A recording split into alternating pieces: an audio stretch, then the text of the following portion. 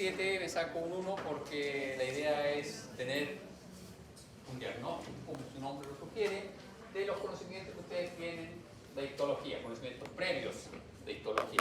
Por lo tanto, tampoco se asusten si les va mal, porque era de esperarse que no tengan notas 7 todos, y si alguno tiene un 7, debería solicitar un examen de validación.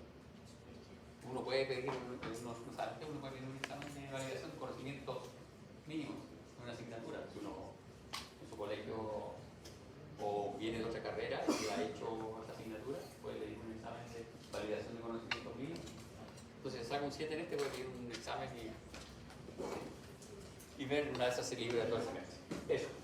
Entonces, mañana a las 2 de la tarde en Canvas están todos invitados. Como no hay prácticos, se pueden quedar en su casita, calentitos, secos, sin necesitar ir acá a mojarse, y se conectan a Canvas y resuelven. Es una hora, está en elección múltiple, y me parece mucho que al final, cuando uno termina el ensayo, le da el puntaje obtenido.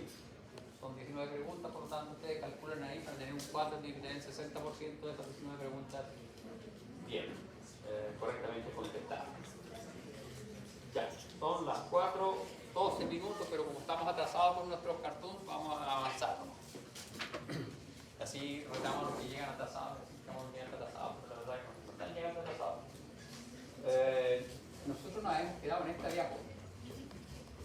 Y usted, bueno, sí, usted me hizo una pregunta cuando terminamos esta clase. Y le agradecí porque se me había olvidado una cosa y luego varios alumnos más me preguntaron que frente a esta alternativa de criterio, ¿cómo uno lo reconocía? Por ejemplo, este se parece bastante a este. Incluso el otro también podría prestarse a dudas. Entonces, ¿cuál es la diferencia entre el epitelio queratinizado y el epitelio paraqueratinizado? A nivel de microscopía óptica, a nivel de reconocerlos por microscopía óptica. Si ustedes se detienen un poquito, vamos a ver una serie de elementos. Se fijan acá, están estas células que tienen grumos basófilos que son el estrato granuloso. En el queratinizado, sobre el estrato granuloso, ustedes ven un amplio estrato de células córneas o células queratinizadas. Y la gracia de estas células es que están muertas, no tienen núcleo, no tienen organelas. Es un saco de queratina. En cambio, en el paraqueratinizado, si ustedes se fijan, las células superficiales tienen núcleo, pero tienen que mirar un detalle interesante, porque ustedes pueden decir, profe, ¿y entonces cuál es la gracia? Porque el no queratinizado también tiene núcleo. Pero hay que ver una cosa, vean la calidad de estos núcleos, son núcleos negros, muy condensados. En cambio, los núcleos de acá, ¿se fijan? Son núcleos más claros. Y aquí aparecen dos conceptos que ustedes tienen que evaluar y probablemente lo revisaron en biología celular. Nosotros tenemos un núcleo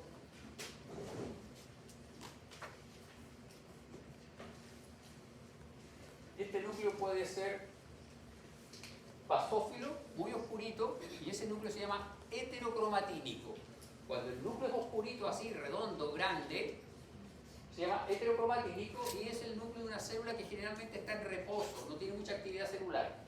Este núcleo, que es un núcleo basófilo, pero mucho más clarito, es un núcleo eucromatínico y es el núcleo de una célula que está activa. Las neuronas generalmente tienen núcleo muy eucromatínico. Los oligodendrocitos, por el contrario, tienen núcleos heterocromatínicos. Y este núcleo pequeño de aquí, que puede ser así, o puede ser así, ¿ya? Que es muy pignótico, que es muy basófilo, que es muy condensado, se llama núcleo pignótico. ¿Ya? Es el núcleo de una célula que está muriendo. Este núcleo es afuncional y la célula se está muriendo. Entonces, veamos aquí. Tiene núcleo eucromatínico o relativamente eucromatínico. Esta célula está viva. Este tiene núcleo pignótico. Esta célula está muerta, se está muriendo. Esta célula murió aquí. Hacia arriba no hay núcleos en las células. Entonces, esas son las diferencias. Esos son los elementos que a mí me sirven para poder diagnosticar un epitelio estratificado plano no queratinizado, estratificado plano paraqueratinizado, estratificado plano queratinizado. Y en este caso es queratinizado, pero si ustedes se fijan, ¿por qué aquí hay diferencias? Porque este es el borde libre, el borde del labio, la parte donde están los bigotes, asumamos aquí, aquí vamos a ver un folículo piloso del bigote. ¿Ya? Vean el espesor de esta queratina, este es el pulpejo del dedo. Por eso, que si uno se asolea, la cara se daña.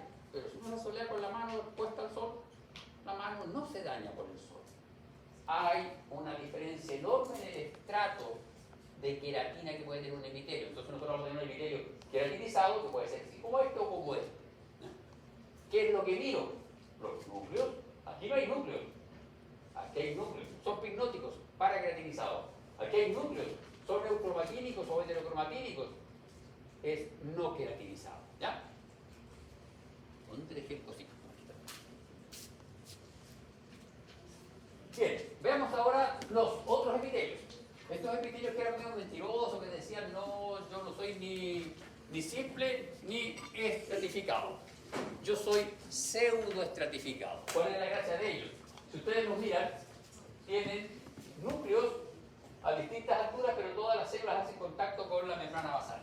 Y este cartoon está malo. Está malo. ¿Por qué, profe, me trae un cartón malo al...? Porque lamentablemente no hay un cartón bonito de eso. Pero ese cartón es más o menos así.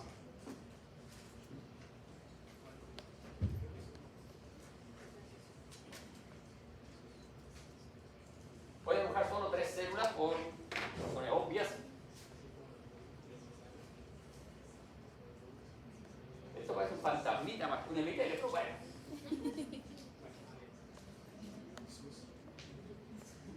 Ahí está el epitelio. Este es mi epitelio. ¿Se fijan? Tiene núcleos a distintas alturas, pero todas las células hacen contacto con la membrana basal. Así es el cartoon, no como está ahí. Está mal el cartoon. Este es el cartoon real.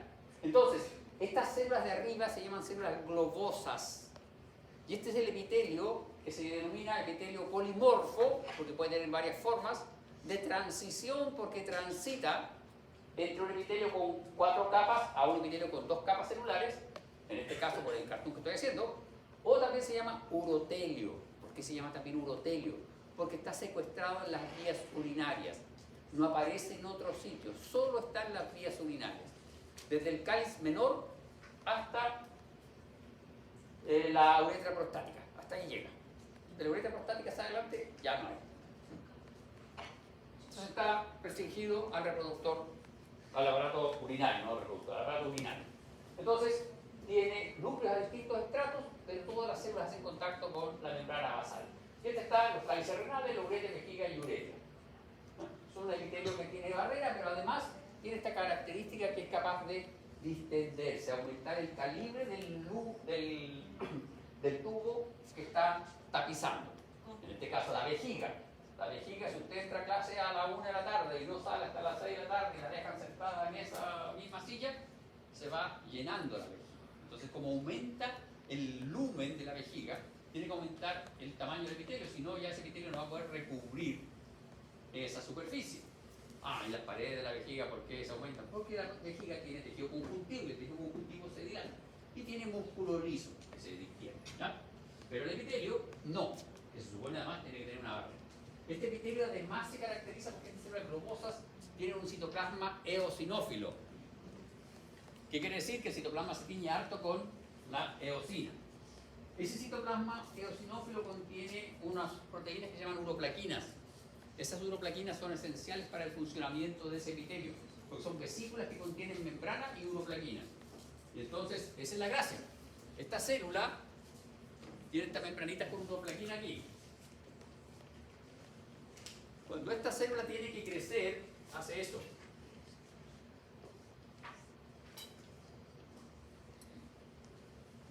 Cuando esta célula crece, hace esto.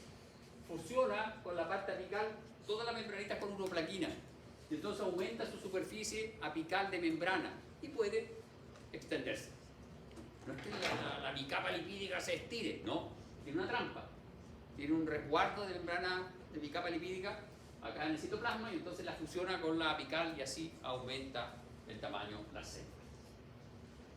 Bien, Y acá tenemos un ejemplo de epitelio pseudoestratificado. Este es el epitelio pseudoestratificado cilíndrico ciliado con células caliciformes de la tráquea. ¿Se fijan? Tiene células basales, células columnares ciliadas y células caliciformes. Goblet es célula caliciforme, ¿ya? Entonces tiene tres tipos de células. La ventaja es que estas células basales, ¿ya?, nunca hacen contacto con la superficie apical. En cambio, sí las columnares y las caliciformes. Las células basales son capaces de repoblar a ambos tipos celulares, las columnares y las caliciformes. Las columnares se caracterizan porque tienen cilios y las caliciformes son glándulas unicelulares exocrinas y secretan moco. Este moco queda pegado en este epitelio y sirve para la adherencia de todas las partículas sólidas que están en nuestra vía respiratoria. Y si ustedes se fijan, hay una línea eosinófila que está destacando todas las células columnares que tienen cilios, y eso lo vamos a ver en un ratito más, porque está esa línea eosinófila ahí. Y ahí la dibujó en el cartoon, línea eosinófila, pero no está presente en las células caliciformes. Esa línea eosinófila es el sistema de anclaje de los cilios. Entonces, si no está esa línea eosinófila, quiere decir que la célula caliciforme no tiene cilios. Bien, y acá está epitelio pseudoestratificado, y en este caso este epitelio es pseudoestratificado y tiene estereocilios. Los estereocilios son otra diferenciación de superficie apical bien particular y está presente en este epitelio. Este epitelio está restringido al epidídimo y en el conducto auditivo. Los estereocilios son unidades que no tienen movilidad propia y son elementos que participan en la absorción, preferentemente de agua. Lo que están ahí es el epidídimo de una rata, y estos son espermatozoides de rata, y eso es el epidídimo. Y eso de ahí, la superficie, son los estereocilios. Y aquí está, este es nuestro epitelio urotelio polimorfo o epitelio de transición. Y este cartoon sí está bien, ¿se fijan? Este cartoon es distinto. Ahí está mi celulita, hace contacto con todo, y acá, por eso se llama de transición, transita entre un epitelio que tiene 1, 2, 3, 4, 5 capas a un epitelio que tiene 2 capas de células o 2 capas de núcleo. Transición. Polimorfo porque tiene formas distintas. Urotelio porque está restringido a las vías urinarias. ¿Se fijan? Ahí están las placas. Ahí están las placas. Si uno mira el citoplasma, la parte apical del citoplasma de las células globosas, que son las células superficiales, son células globosas. ¿Por qué, profe, dibujó la célula globosa con doble núcleo?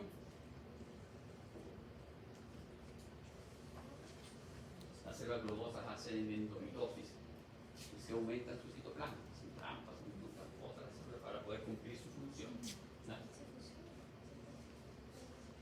Bien, veamos ahora diferencias de la superficie apical de nuestros epitelios.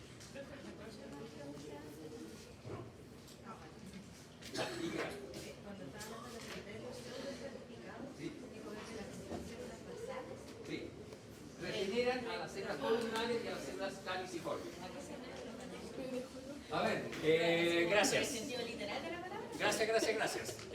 Señores, una cosa que uno no lo dice, pero debería partir de esa base. Nosotros tenemos un epitelio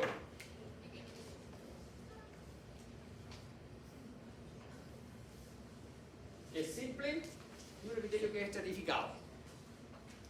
Los epitelios van muriendo las células, por lo tanto se tienen que regenerar. El epitelio de nuestro intestino se regenera cada 7 días. ¿No? Entonces, quiere decir que en un epitelio simple, todas las células potencialmente tienen capacidad de hacer mitosis y regenerar el epitelio. En cambio, en los epitelios estratificados, solo las células basales y algunas de las primeras capas son capaces de hacer mitosis. Las demás células se han especializado y diferenciado y no hacen mitosis. Y esta mitosis, ¿qué permite? La regeneración del epitelio. Si uno piensa en el epitelio de la piel, hay toda una industria farmacéutica que vende una serie de cremas exfoliantes. Y esas cremas lo único que hacen es quitar todas las células superficiales que están demasiado secas de la piel y la dejan más suave. Es decir, uno se lija la piel y bota un par de micras de células muertas.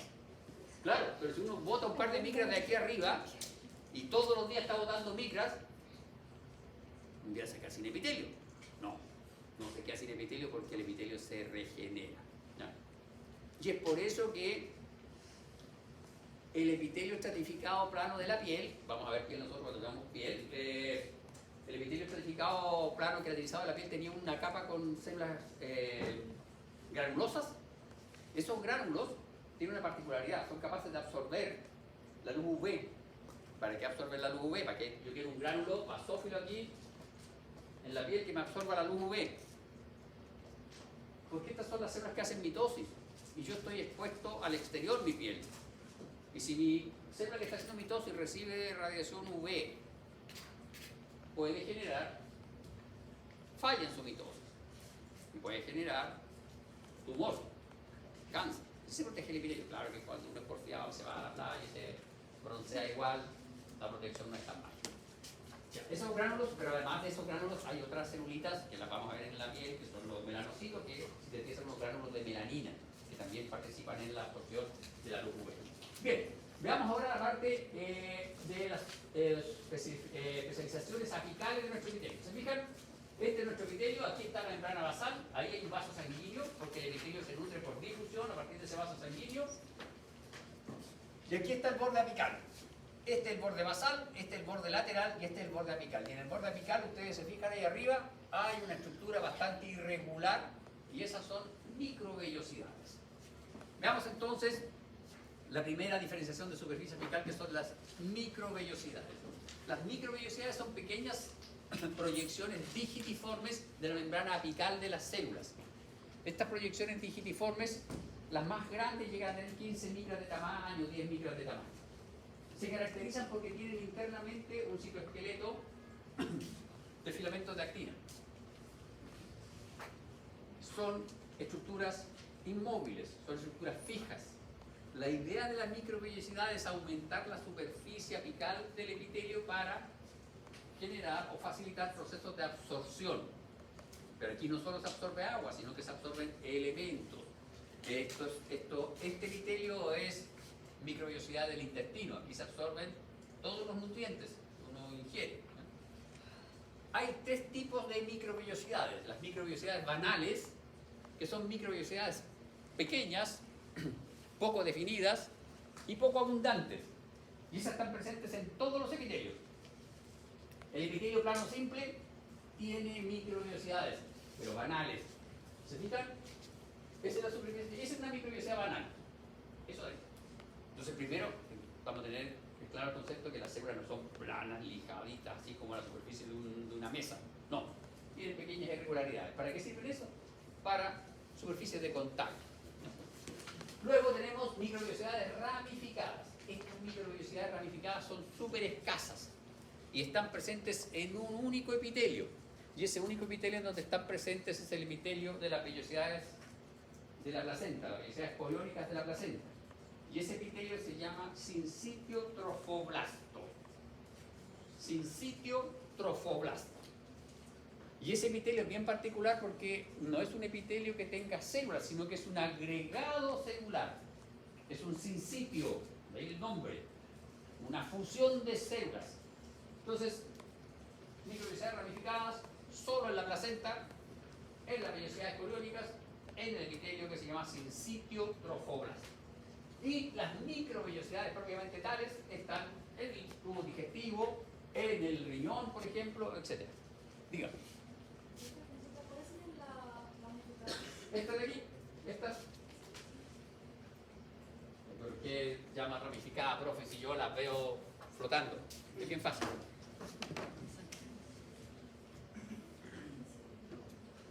Esta cosa es así, ¿ya? Pero si yo hago un corte histológico, porque no les voy a pedir que se ordenen para el corte histológico, ellas estaban ahí, yo lo corté, ¿no? Entonces voy a ver una cosa flotando ahí, una cosa más larga y otra cosa por acá. Ya, por eso es que se ven así, irregulares. Bien, de acá está, ¿se fijan? Esta es mi microvellosidad. Es una prolongación digitiforme.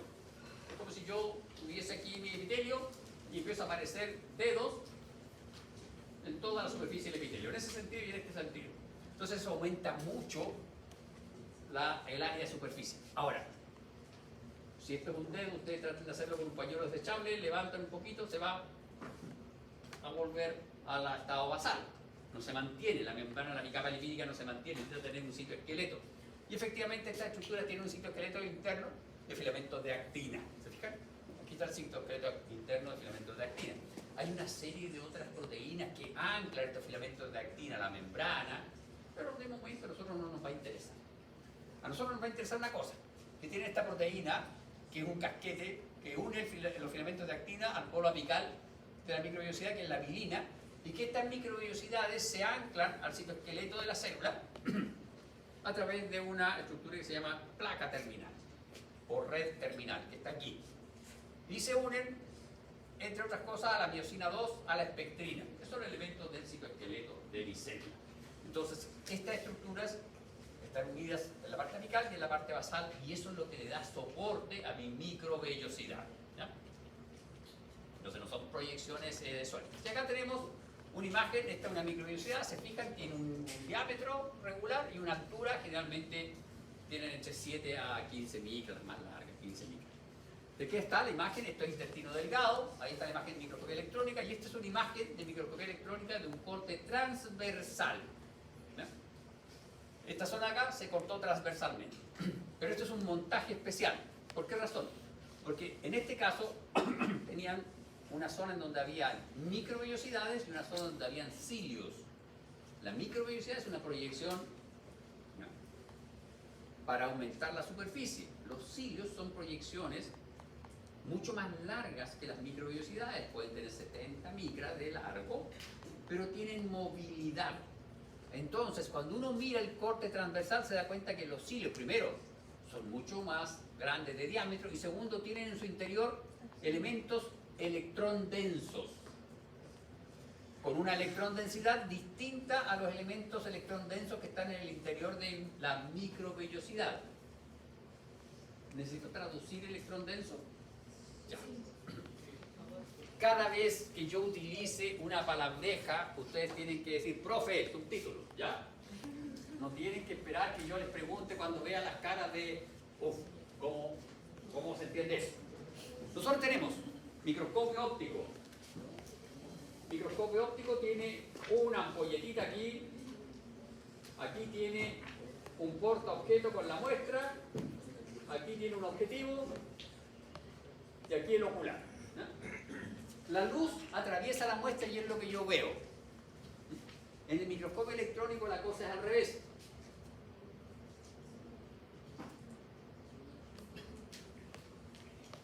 Yo tengo un electrodo que emite electrones y aquí al medio tengo mi muestra, muy chiquitita mi muestra. Y los electrones atraviesan la muestra. Y aquí tengo una placa de fósforo. Placa de fósforo, profesor. Bien fácil. Ustedes cuando se van de regreso a su casa, por la carretera, porque viven fuera de acá, creo que ya lo sacaron. Pero antes habían unos letreros de publicidad, que cuando el auto se iba acercando, el letrero se iluminaba. Creo que todavía están, incluso, sí, los puentes, los indicadores de giro, tienen esto. Esto es una placa de fósforo. Cuando uno se acerca y ilumina esa estructura, esa estructura se ilumina. Entonces acá tenemos un electrón, pasa por mi muestra, ilumina mi placa de fósforo. Si el electrón golpea con una proteína dentro de mi muestra, no va a iluminar la placa de fósforo.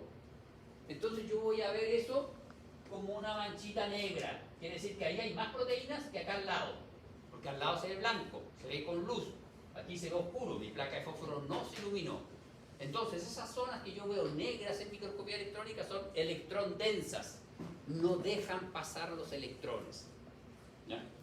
Entonces a mayor oscuridad, mayor color negro, mayor electrón densidad. ¿Ya?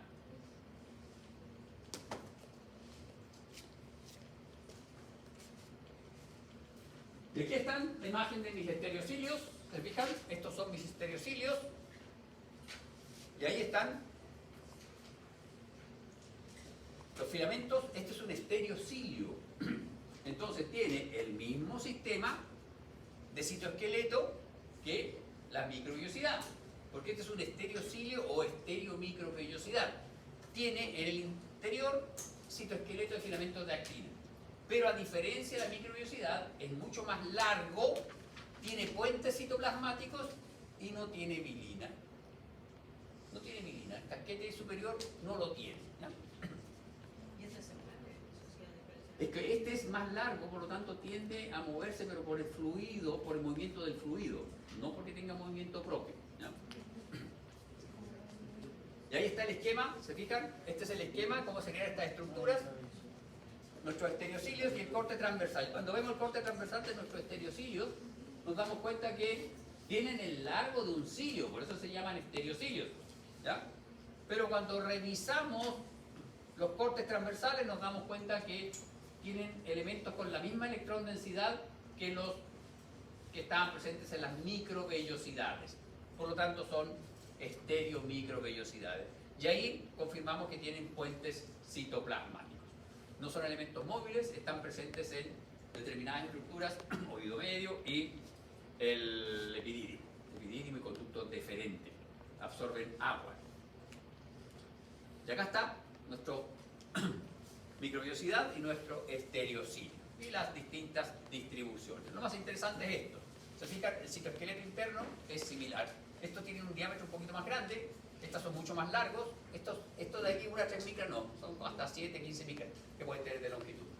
Se fijan, estos tienen movimiento pasivo y estos también tienen movimiento pasivo. No hay movimiento activo. Ahí están las distribuciones de cada uno de estos elementos que ustedes tienen que estudiar.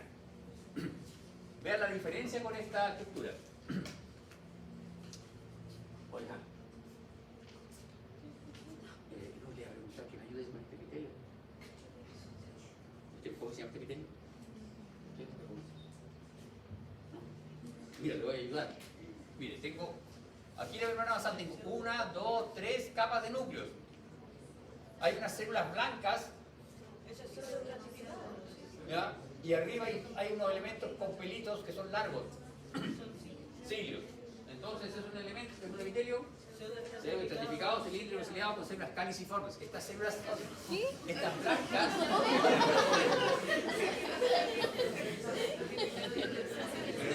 pues ya lo hemos mencionado 5 veces, el epitelio pseudoestratificado, cilíndrico, ciliado, con células caliciformes de la tráquea. Claro, por cierto, una cosa, qué bueno que lo mencionó. Cada vez que a ustedes les pidan diagnosticar un epitelio, el epitelio no es huérfano, tiene padre y madre. ¿Ya? Por lo tanto, si tiene un epitelio con un nombre X, tiene que ir con el nombre completo. No me sirve que sea epitelio pseudoestratificado. ¿Ya? ¿Pero y? No, pseudoestratificado. ¿Por qué yo veo las células caliciformes? ¿Por qué veo las células caliciformes blancas? No, porque tienen secreciones mucosas. Las secreciones mucosas son de una naturaleza tal que no se fijan adecuadamente con los fijadores comunes y corrientes. Por lo tanto, yo veo las células con un citoplasma como si fuese un citoplasma fantasma. Eso me indica que una célula es de secreción mucosa. Este citoplasma blanco, fantasma, me indica que la secreción es de tipo mucoso. Lípidos y carbohidratos que se fijan muy mal, por lo tanto no se retienen en el tejido y como no están, y la hematoxilina eosina, o están en muy baja cantidad, la hematoxilina eosina no los tiñe adecuadamente. Para ver las células caliciformes bien bonitas tengo que utilizar tinciones especiales. La tinción de Paz, el ácido periódico de Schiff, me las tiñe bien bonitas, ¿ya? Rojo. ¿Ya? Entonces, eso me indica. Hematoxilina eosina las veo como fantasmas, célula que tiene secreción mucosa. Y este es nuestro epitelio pseudoestratificado cilíndrico ciliado con células caliciformes, lo más importante de aquí. ¿Se fijan esta línea eosinófila fuerte que está presente en la base de los cilios? Eso me sirve a mí para reconocer que estos son cilios y no son microvellosidades. En las microvellosidades esa línea se ve, pero no es tan evidente. Eso quiere decir que ahí están las zonas de anclaje de los cilios. Está el cuerpo basal del cilio. El cuerpo basal del cilio tiene una estructura proteica muy rica.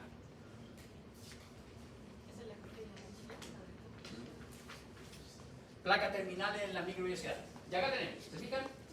Este es nuestro cilio, y lo que más destaca en el cilio es que cuando lo vemos cortado longitudinalmente, vemos una zona de electrón densa al medio y dos zonas de electrón densa en los bordes. Eso nos está indicando que hay elementos proteicos importantes en el interior y que tienen además una distribución particular. Y en la zona basal, se fijan, hay mucha más electrón densidad. Eso me indica que acá hay mayor cantidad de proteínas que en la zona del cuerpo del cilio. Y cuando revisamos un esquema nos damos cuenta que sí, efectivamente, porque esta zona, el cuerpo basal del cilio, tiene tripletes de microtúbulos. Y esos tripletes de microtúbulos, una vez que el cilio inicia, es decir, sale de la superficie epitelial, se proyectan como dupletes nomás. Son 9 dupletes, hemidupletes, y un par central. ¿Por qué son hemi? Porque están fusionados, se fijan, están fusionados, ya tienen un par central. Y eso se conoce como axonema. Y eso tiene una serie de proteínas ahí asociadas a ello, unas motoproteínas, etcétera, que no es labor de este curso, pero la diferencia está que este axonema le da movilidad al cilio, por lo tanto el cilio tiene movilidad propia, tiene movimiento, ¿no? Nuestro cilio tiene movimiento. Y esta base de anclaje es muy eosinófila porque, si se fijan ustedes, acá tenemos los tripletes de microtúbulos y eso es lo que le da la eosinofilia. Todo esto rojito corresponde a los cuerpos basales, de ahí está, de hecho, cuerpo basal body de nuestros cilios, y por eso lo podemos reconocer. ¿En el ROS esos nombres de la relación? En la edición del ROS, sí. Bien, pero para nuestra mala suerte hay un cilio que tiene pinta de estereocilio, pero es cilio. Tiene pinta de estereocilio, ¿por qué? Porque es largo, pero no tiene movimiento propio. Y no está formando toda una serie de elementos sobre el epitelio, sino que está aislado. Y se llama cilio único, está solito. Pero no está triste, está solito. Es casi tanto o más importante que los cilios. ¿Ya? ¿Por qué razón? Se fijan ustedes, aquí está. Vean, ese es el cilio único. Estos son microvellosidades banales, algunos repliegues. Esta es una célula. Esta es una célula. ¿Qué célula es esta? Una célula súper importante para ustedes. No. Este es un osteocito. Y este es el cilio primario del osteocito. Los osteocitos tienen cilios primarios. ¿Para qué les sirve al osteocito tener un cilio primario? Con eso es capaz de detectar cambios en el fluido que está acá, en el espacio periosteocítico. Y así el osteocito sabe si a mi paciente le pusieron o no le pusieron bracket. Porque eso hace fuerza sobre el hueso del alveolo dental y el osteocito dice, le pusieron bracket. Tengo que moverme para allá, tengo que sintetizar hueso para allá, tengo que revisar la otra célula que sintetiza el hueso, que tenemos que arreglarnos porque si no nos van a torturar más años por esa cuestión. Tengo que hacer la corte. ¿No? Pero, ¿por qué es único? ¿Por qué es? Uno por célula, de ahí el nombre cilio único, es uno por célula, mira.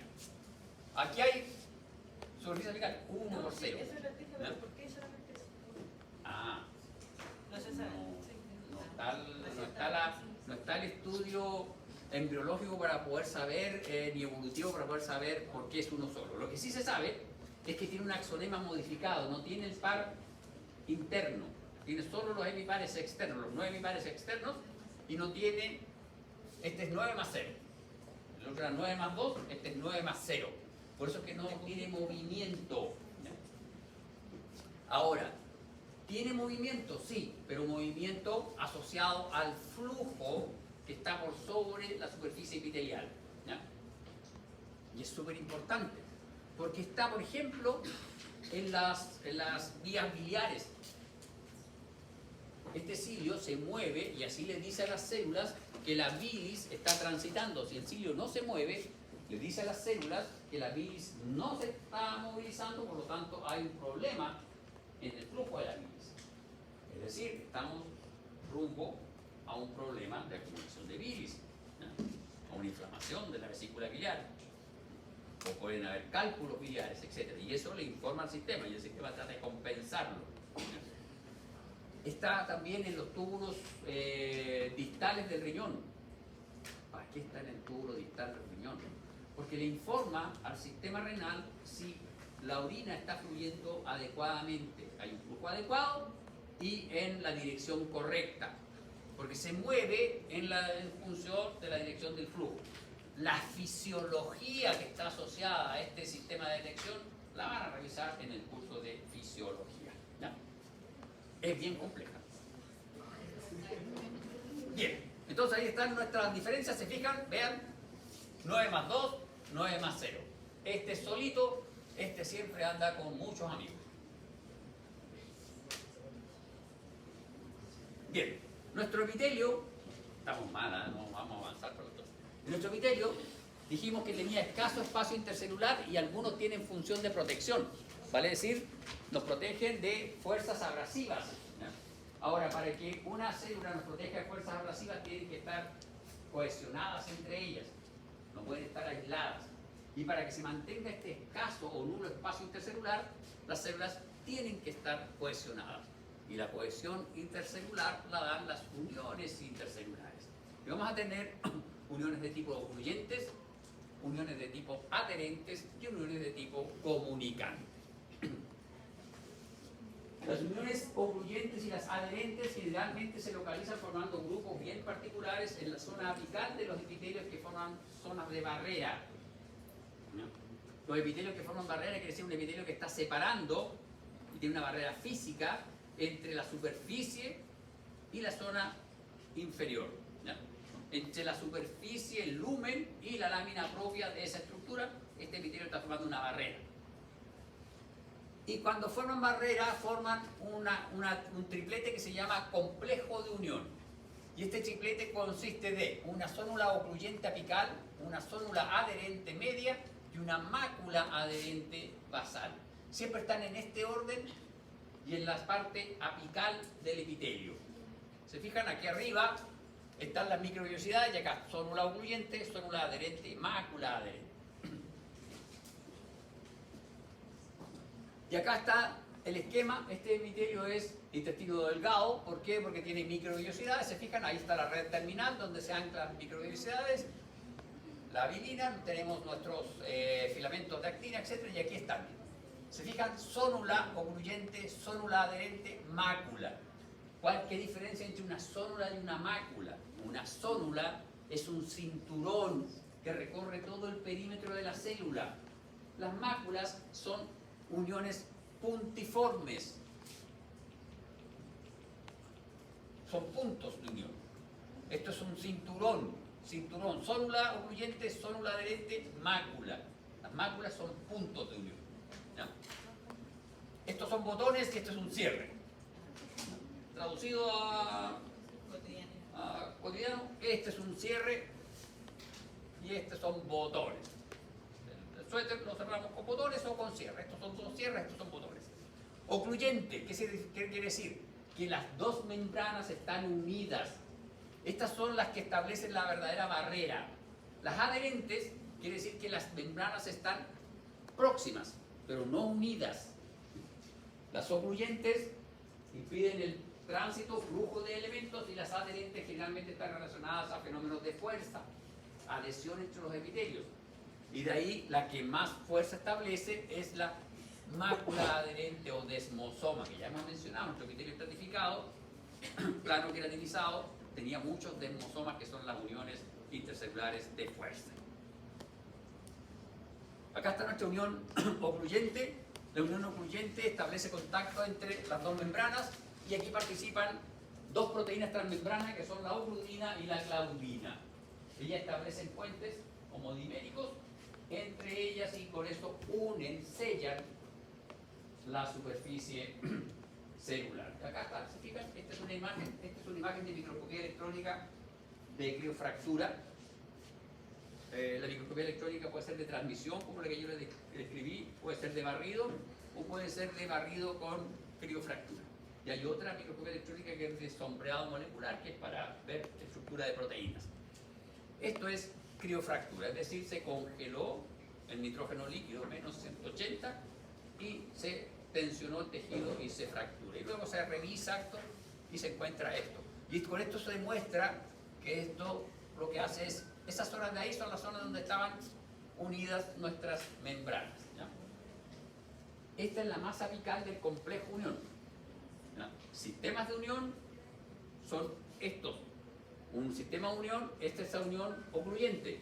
El complejo son 3 sistemas de unión en una localización particular. ¿Ya?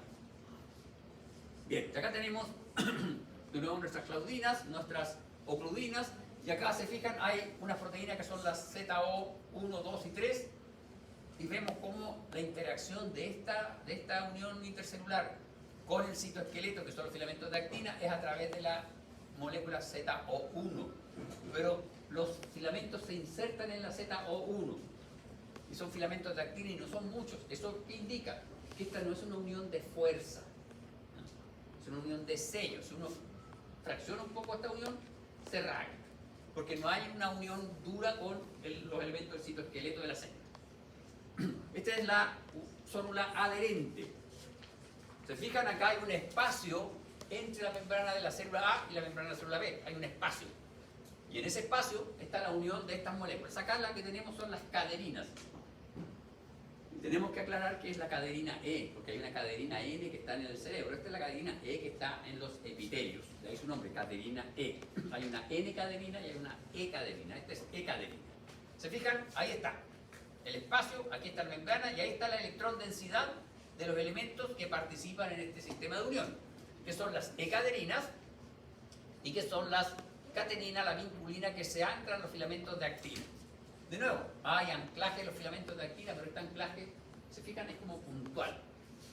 Es una unión de fuerza, pero hay más filamentos de actina unidos, están más unidos al citoesqueleto, pero no es una unión muy grande. Y ahora tenemos nuestras máculas adherentes, que son los desmosomas, y acá cambia un poco la cosa. En las anteriores teníamos la ZO, o teníamos las vinculinas ahí, y interaccionaban de esta forma con los filamentos de actina. Pero acá no. Se fijan, este filamento o tonofilamento, que es un filamento de queratina, se mete en esta placa proteica. Es como si silvanara la placa proteica, ¿ya? Se mete, no termina en ella, sino que interacciona con ella y vuelve al citoesqueleto. Y estos filamentos son mucho más gruesos que los filamentos de actina. Y acá hay proteínas transmembranas, que en este caso son la desmogleína y la desmogolina, que se unen acá, ¿ya? Pero están estas placas que le dan mucha más fuerza, por eso que los desmosomas son uniones de fuerza mecánica. Y uno lo comprueba cuando ve la microscopía electrónica. ¿Se fijan? Esto es muy electrón denso. Aquí hay muchas proteínas que le están dando soporte y ahí están los filamentos. Vean el grosor de esos filamentos. Filamentos de queratina, tonofilamentos. Bien, y esta es la unión de tipo comunicante. En este caso, estos son sistemas proteicos que se llaman conexinas, son proteínas transmembranas que se llaman conexinas. Cuando se juntan 6 conexinas forman un conexón. Y cuando el conexón de una célula se junta con lo de la otra célula, se abren y generan un canal. Y ese canal permite el tránsito de elementos como calcio, por ejemplo, de una célula a otra. ¿Tiene importancia el calcio, no? Oiga. ¿Alguien? Sí. ¿Qué hace el calcio? La contracción. ¿Qué más el calcio? Para colonizar los neuronas. El calcio está en los dientes. Y tiene un montón de funciones el calcio. Una voluntad están haciendo.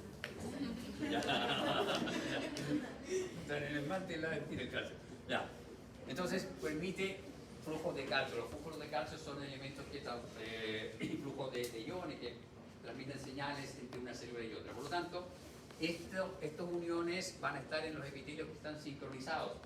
Si uno piensa, si un epitelio es secretor, la señal de que secrete más o menos moco, el epitelio de la tráquea, por ejemplo, o el epitelio digestivo, pucha, tendría que ser una neurona a cada célula. Una pérdida de tiempo.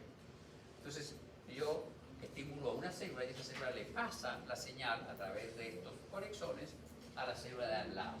Y eso se da mucho en el corazón. Las células musculares cardíacas tienen unas uniones especiales que se llaman discos intercalares, y en esos discos intercalares hay muchas uniones comunicantes. De tal manera que una célula muscular cardíaca recibe el estímulo de contraerse y se lo pasa a sus hermanas.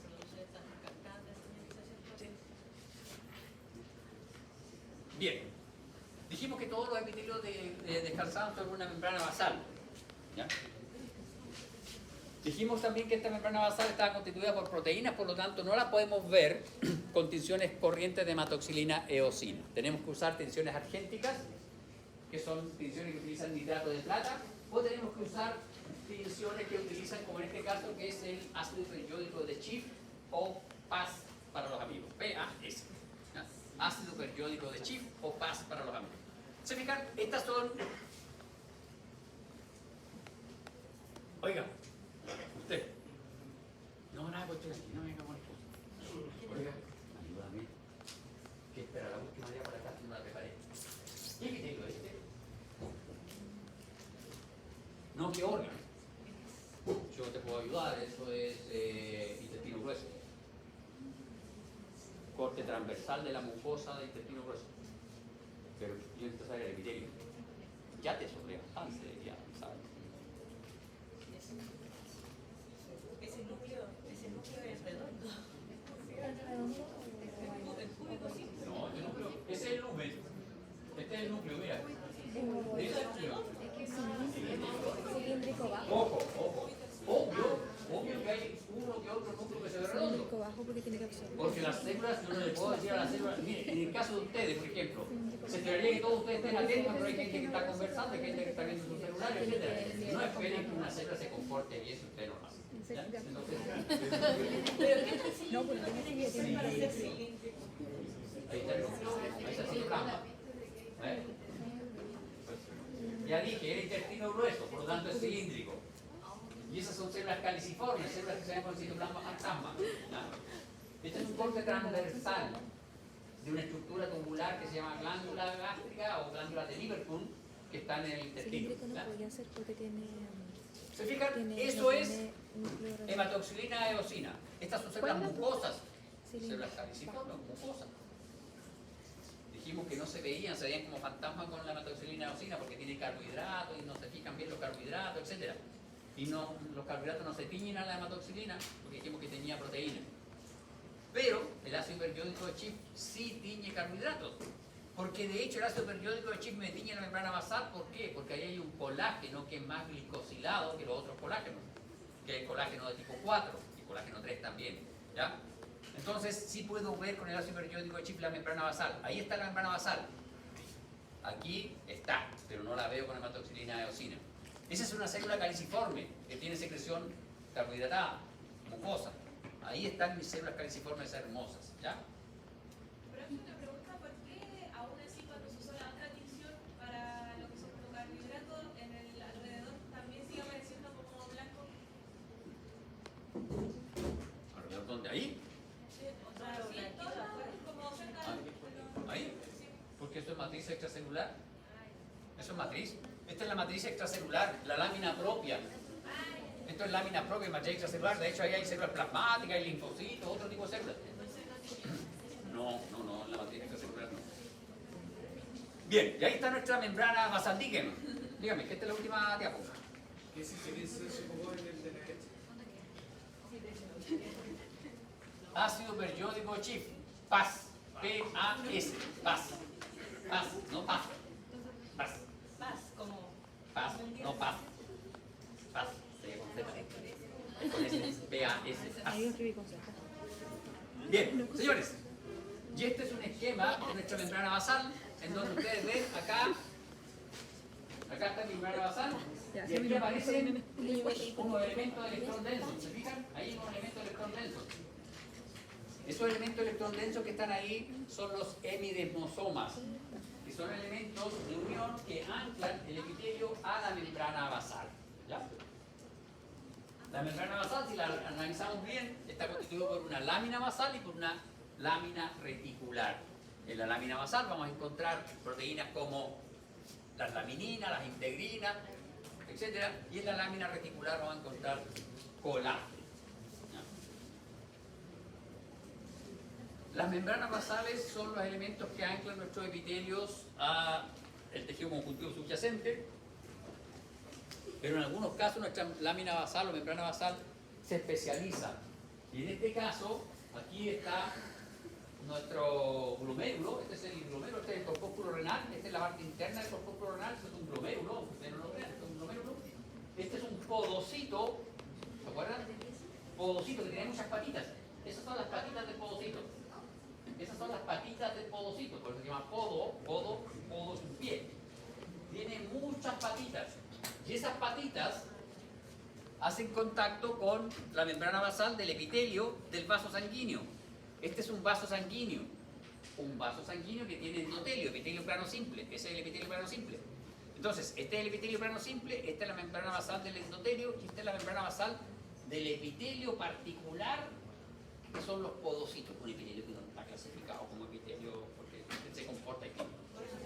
Los podocitos son como ositos que tienen muchas patitas.